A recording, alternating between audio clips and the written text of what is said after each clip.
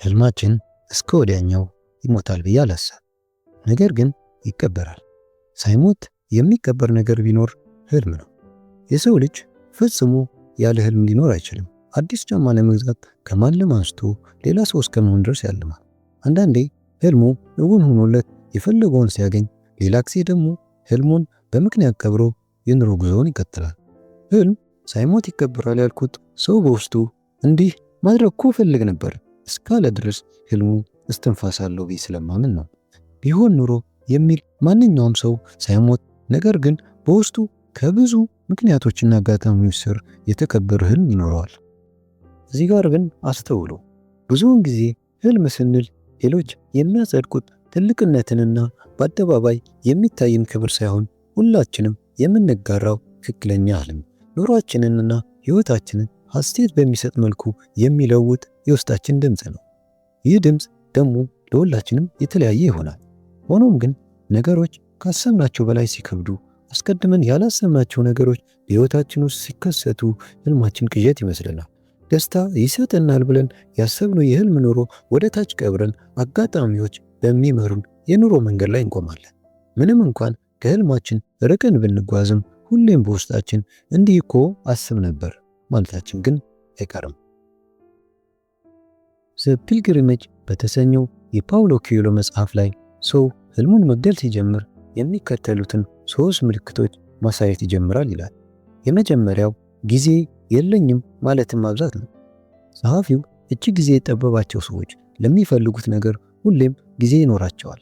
በአንጻሩ በጊዜያቸው ምንም የማይሰሩ ሰዎች ናቸው የቀኑን ማጠር የሚያማሩት በማለት በጽሑፉ ያትታል። ለነገሩ ማን ነው በዚህ ምድር በቀን ከ4 ሰዓት በላይ ወይም በታች የተሰጠው? ህልም ካለን እና የሚያስደስተን ነገር ካለ ጊዜ ፈጽሞ ችግር ሊሆን አይችልም። ጊዜ አጥቼ ነው ማለት ስንጀምር በእርግጥም በህልማችን ላይ ግድያ እየፈጸምን መሆኑን መረዳት አለብን። ቅድሚያ የምንሰጠውን ነገር ማስተዋል ከቻልን እውነትም 24 ሰዓታት ለምንፈልገው ነገር በቂ መሆኑን ይገለጽልናል። ህልማችንን መግደል ስንጀምር የምናሳየው ሁለተኛው ምልክት እርግጠኝነታችንን ማብዛት ነው። ይህ ማለት ውጊያው ከመጀመሩ በፊት ቀድመን ስንሸነፍ ነው። ሁሉን ነገር ተንብየን የነገሩን ከንቱነት ለራሳችን ነግረን ከህይወት የሚገባንን ሳይሆን ጥቂቱን ብቻ መጠየቅ ስንጀምር ህልማችን እየገደልን መሆኑን ልንረዳው ይገባል። ከጸሐፊው አንደበት የሚከተለውን ለመጥቀስ ወደድኩ። ጸሐፊው ዘ ጉድ ፋይት ወይንም አማርኛ መልካሙ ትግል ብሎ ካነሳው ሐሳብ ላይ ለሚፈልጉት ነገር የሚዋጉ ሰዎች ድልና ሽንፈቱ ሳይሆን የሚያበረታቸው ለሚፈልጉት ነገር መታገላቸው ብቻ ነው ይላል። የብዙዎቻችን ችግር ግን ድልና ሽንፈትን፣ እውቅናና መዘንጋትን መሰረት ያደረገ ትግል መጀመራችን መሰለኝ። እናም ሁላችንም ከመንገዱ ጋር እንጂ ከመዳረሻው ጋር ፍቅር ሊይዘን አይገባም። መንገዱን ስንወደው ነውና መሄድ የማናቋርጠው።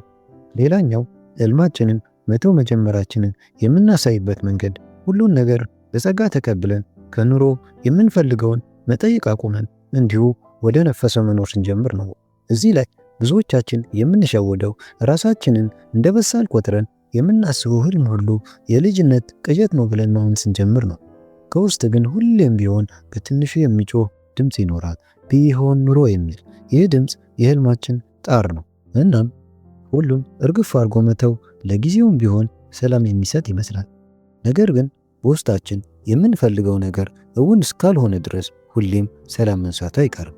ሳይሞት የምንቀብረው ህልማችን እየፈነቀለ ቢሆን ኑሮ ያስብለናል። ህይወት አጭር ናት። የምንፈልገውና የምናልመው ነገር ደስታን የሚሰጠን ከሆነ በምክንያቶቻችን ውስጥ አንክበረው። ሁሌም ቢሆን ህልማችንን ወዴት እንዳደረስነው ራሳችን እንጠይቅ። ለዛሬ በዚህ አበቃው።